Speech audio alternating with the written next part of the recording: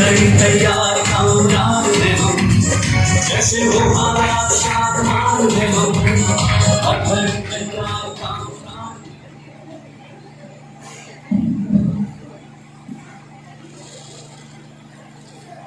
बिस्मिल्लाहिर्रहमानिर्रहीम।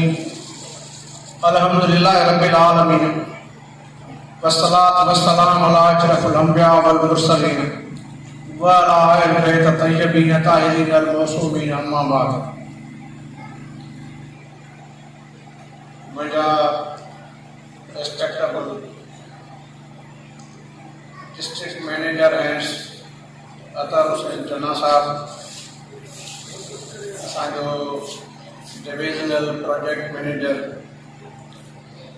असांजो अब्दुल जब्बार अब्बासी साहब, divisional director social welfare department, mister Anees Rehman Jarwani साहब, जियो primary, Abib Ahmed Shah from education department, Ghulam Nabi Damrao साहब, सैयद अरशद शाह एंड सी पूरी टीम, प्रेस जा दोस्त, स्कूल खां आयल शागिर्द शागिर्दाणियूं ऐं पिंडाल में वेठल असांजा दोस्त, जो अस्सलाम वालेकुम।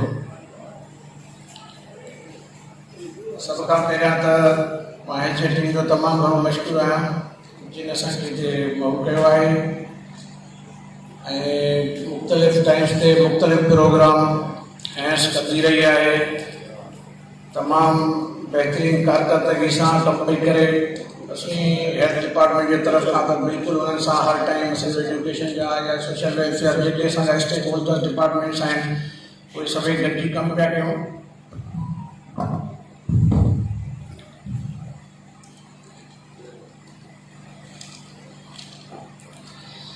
हाणे अॼु त हिते सेलिब्रेशन जेका थिए पई पाणी जे आलमी जे ॾींहं जो, वर्ल्ड वाटर डे, पानी की अफ़ादियत, पानी जो जेको आहे अहमियत खे ॼाणण जे लाइ त पाणी जी अहमियत ॼाणूं ऐं उनखे असां सही तरीक़े सां इस्तेमालु कयूं। पाणी जो जीअं साईं जन पहिरियां ॿुधायो तक़रीबन सभु ॻाल्हियूं थी वियूं आहिनि त पाणी ॾींहुं ॾींहुं घुटंदो पियो वञे ऐं उनखां पोइ उन पाणी में जेको आहे ज़हरीला मादा जेका आहिनि वधंदा पिया वञनि। त असां कोशिशि कयूं त पाणी खे ज़ियान न कयूं, पंहिंजे ज़रूरत आहे पाणी खे जेको आहे इस्तेमालु कयूं ऐं उन सां गॾोगॾु पाणी जेकॾहिं साफ़ न आहे या शफ़ाफ़ न आहे, जर जो पाणी न आहे, छो त जेको जर जो पाणी या नल जो पाणी उनजे लाइ त जेको आहे जो रिकमेंडेड कयो आहे त सेफ ड्रिंकिंग वाटर आहे, पर उनखां सवाइ जेकॾहिं पाणी में को पंहिंजो कचरो वग़ैरह या उनजो कलर या उनजी स्मेल तब्दील थींदे नज़र थी अचे या उनखे स्मेल महसूसु थी थिए त पोइ असीं उन पाणी खे जेको आहे आर ओ सिस्टम के थ्रू जो है तो इस्तेमाल कयूं या घर में पानी के फिल्टर करे बॉयल करे जिते मतलब कहीं किसी की सहूलियत ना है। हींअर तमाम सस्ता सुठा नंढा घर के लेवल ताईं हिकिड़ा 10-15,000 रुपए में आर ओ सिस्टम अची विया आहिनि। जे हिकिड़ो घर नथो ठाहे सघे त जेकर वेड़ो आहे त ॿ टे घर गॾिजी करे उनखे जेको आहे लॻाईंदा त उनमें पाणी जो जेको TDS लेवल आहे जेको उनमें मैदानियात जो है वो लेवल घटाई सके थी ऐं उनखे जेको आहे शिफ़ाफ़ साफ़ करे सघे थो।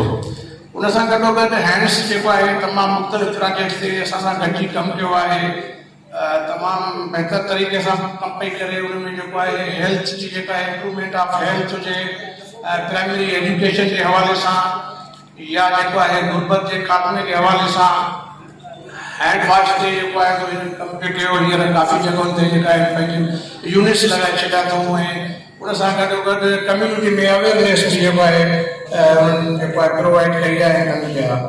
ऐं उन सां गॾु कोविड-19 में असां सां तमामु घणो कमु कयो।